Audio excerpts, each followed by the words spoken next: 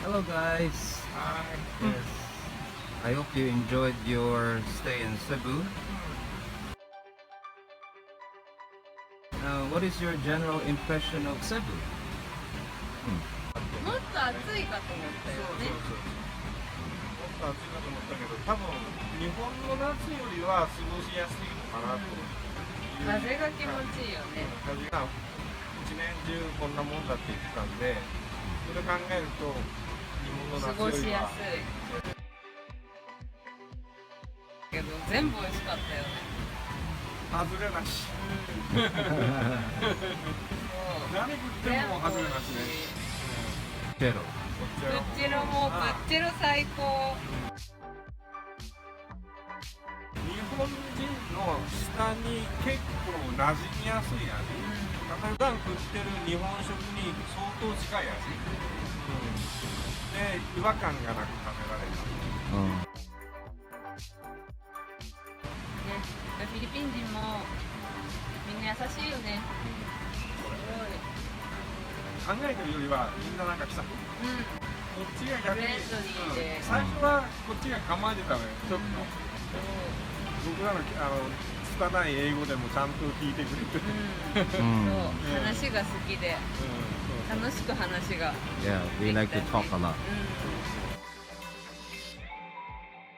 What do you think of the English exposure program of private lessons, the materials, teachers coming to your accommodation for convenience and others? 発音矯正発音矯正ができるところは他にはないよね。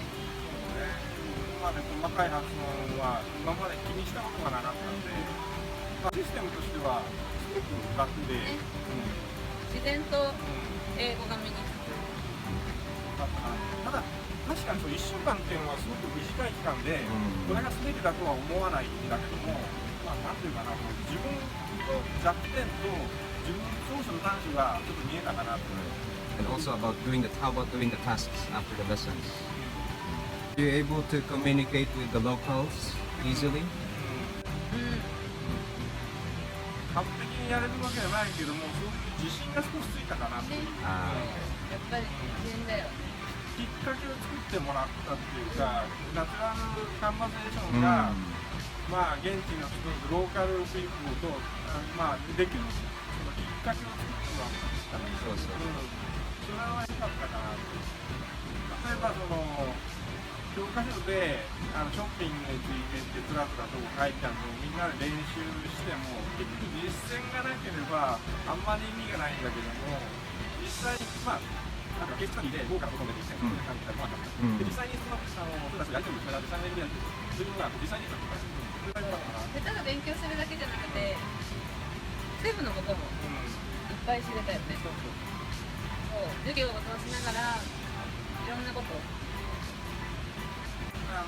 ういう機会をもらって地元の人たちと話す機会をもらって細かいその文化情報だとか歴史だとか、そういうのを直接聞けて、本に書いてあるのとちょっと違うじゃんとか、本の通りだとかこの辺がね情報として生の声が聞けた日本にいたらこういう経験できないね。でもっと英語が好きになった。Cebu is a great place for enjoying and learning English. Let's enjoy studying English in Cebu.